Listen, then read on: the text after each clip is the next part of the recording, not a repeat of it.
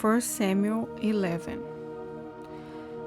Nahash, the Ammonite, came up and laid siege to Jabesh Gilead.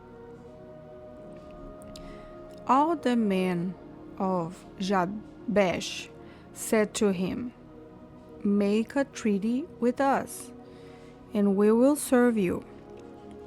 Nahash the Ammonite replied, "I will make one with you on this condition, that I gouge out everyone's right eye and humiliate all Israel.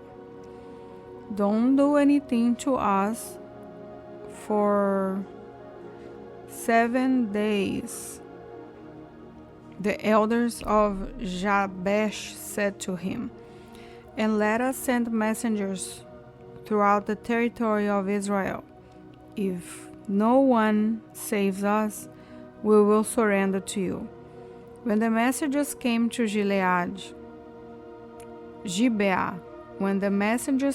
Gibeah, Saul's hometown, and told the terms of the people, all wept aloud. Just when Saul was coming in from the field behind him, Ocean, "What's the matter with the people? Why are they weeping?" Saul inquired, and they repeated to him the words of the men from Jabesh. When Saul heard these words, the Spirit of God suddenly came powerfully on him, and his anger burned fiercely. He took a team of oxen, cut them in pieces, and sent them throughout the territory of Israel by messengers who said, "This is what will be done to the ox of anyone who doesn't march behind Saul and Samuel." As a result, the terror of the Lord fell on the people, and they went out united. Saul counted them at Bezek. There were 300,000 Israelites and 30,000 men from Judah.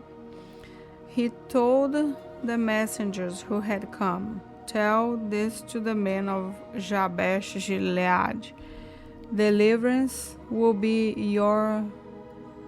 yours tomorrow by the time the sun is hot." So the messengers told the men of Jabesh, and they rejoiced. Then the men of Jabesh said to Nahash, "Tomorrow we will come out, and you can do whatever you want to us." The next day, Saul organized troops into 3 divisions. During the morning watch, they invaded the Ammonites' camp, slaughtered them until the heat of the day. There were survivors, but they were so scattered that no 2 of them were left together. Afterward, the people said to Samuel, "Who said that Saul should not reign over us? Give us those men so we can kill them." But Saul ordered, "No one will be executed this day, for today the Lord has provided deliverance in Israel."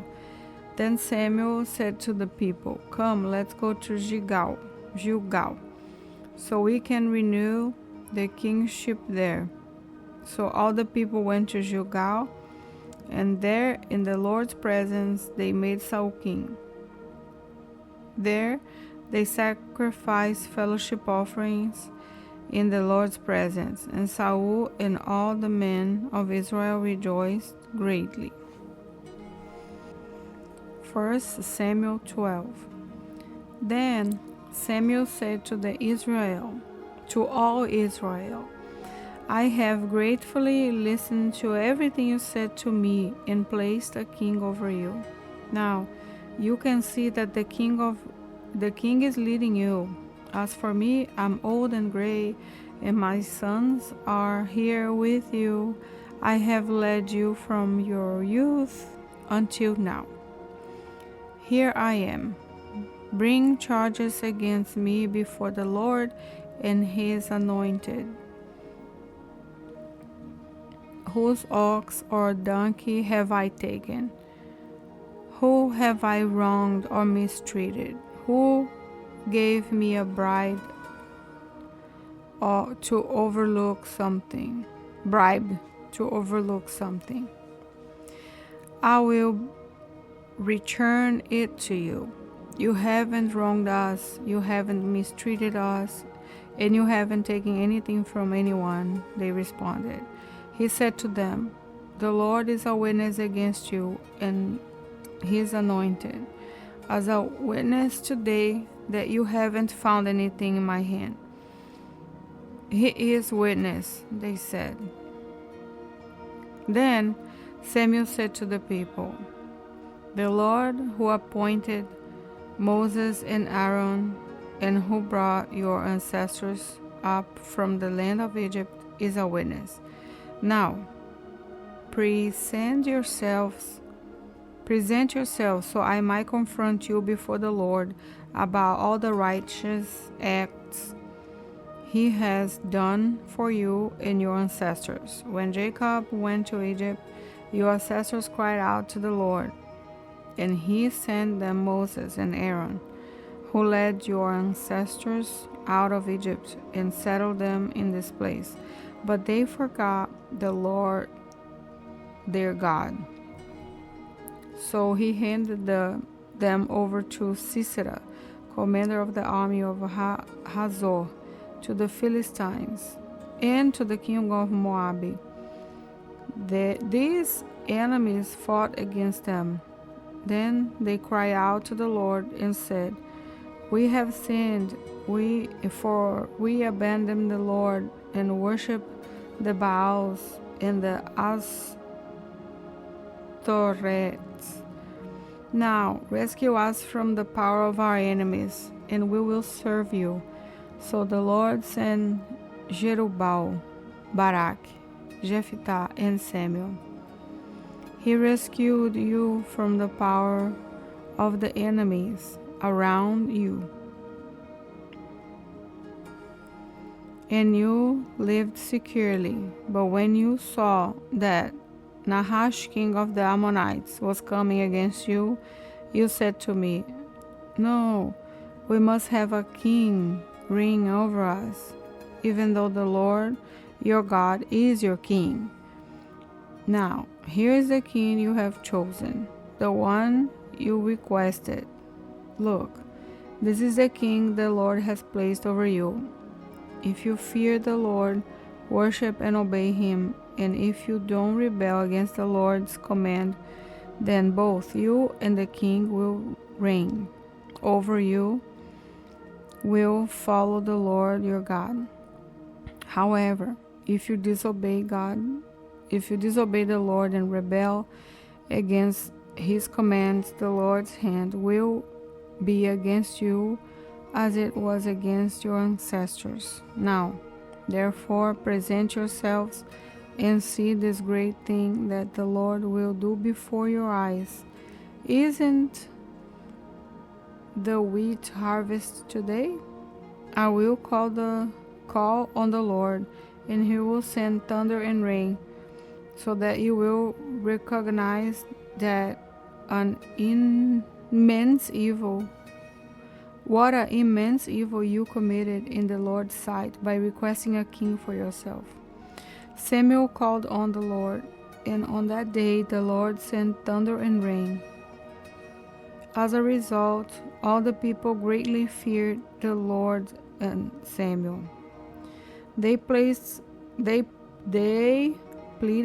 with Samuel, pray to the Lord your God for your servants, so we don't die, for For we have added all to all our sins the evil of requesting a king for ourselves.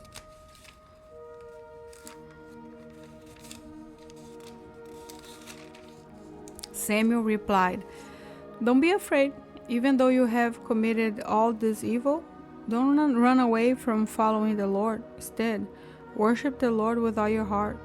Don't turn away to follow worthless things that can't provide or rescue you. They are worthless. The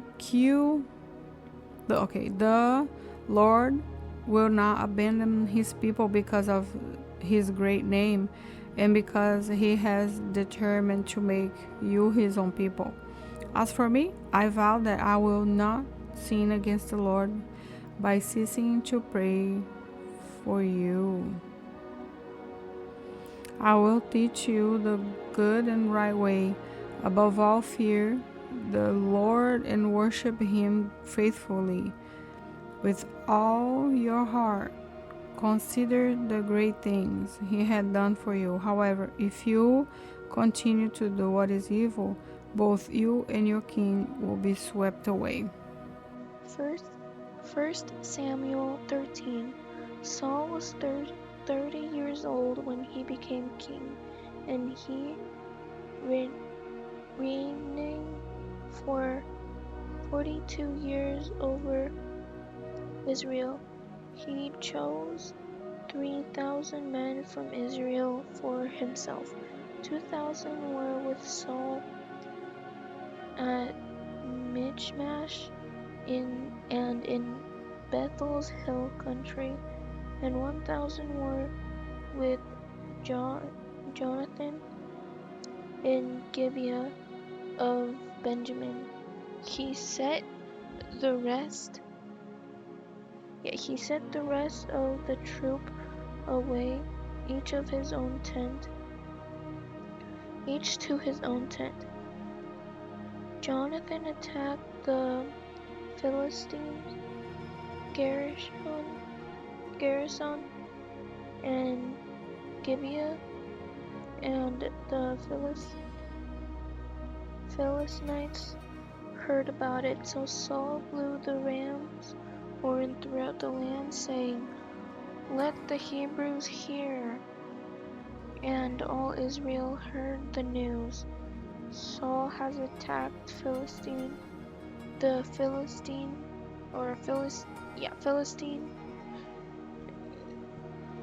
garrison, and Israel is now repulsive to the Philistines. Then the troops were summoned to join Saul at Gilgal. The Philistines also gathered to fight against Israel. 3,000 chariots, 6,000 horsemen, and troops as numerous as the sand on the sea shore. They went up and camped at Michmash, east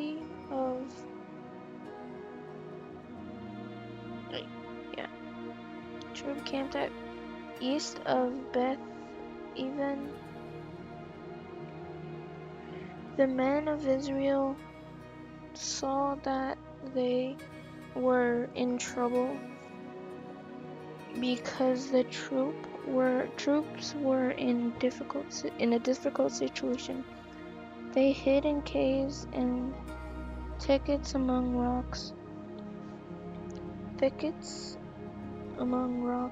and in holes. The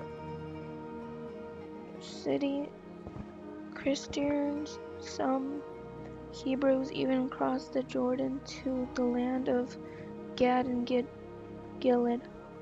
Saul, however, was still at Gilgal, and all his troops were gripped with fear. He waited 7 days for the appointment time that Samuel had set, but Samuel didn't come to Gilgal, and the troops were distracting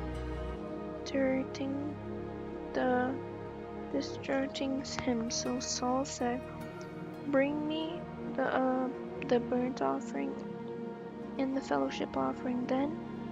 Then he offered the burnt offering. Just as he finished offering the burnt offering, Samuel arrived. So Saul went out to greet him, and Samuel asked, "What have you done?"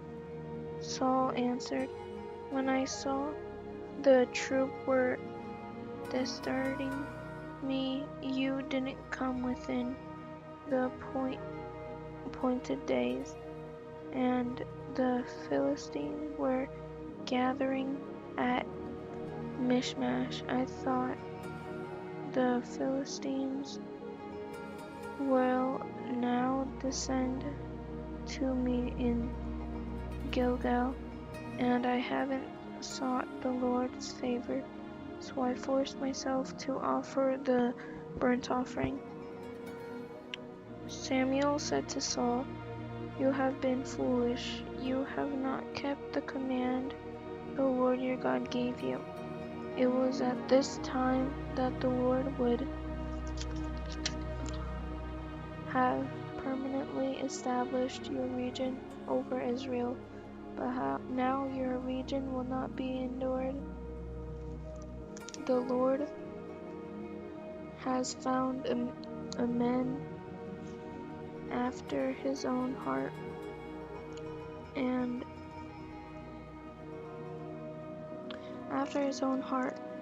the Lord has appointed him as ruler over his people, because you have not done what the Lord commanded.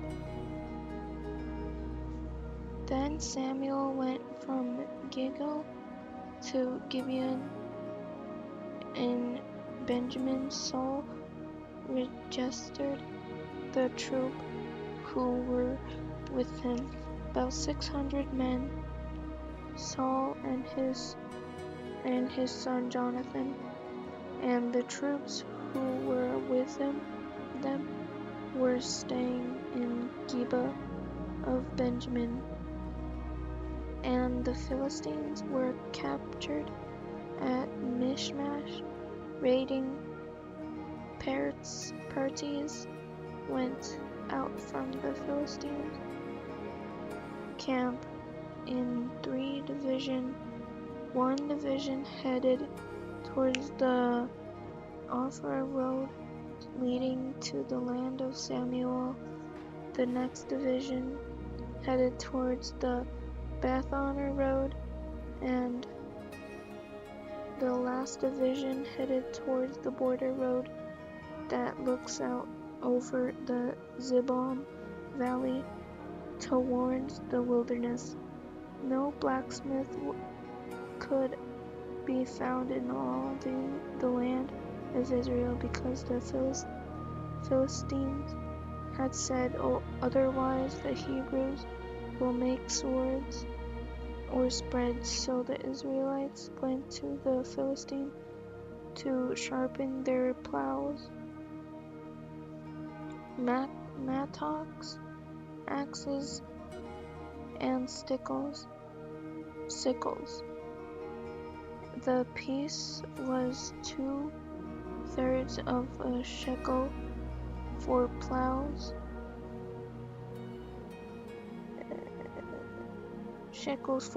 and mattocks, and 1/3 of a shekel for pitchfork and axe, and for putting a point on a cattle prod.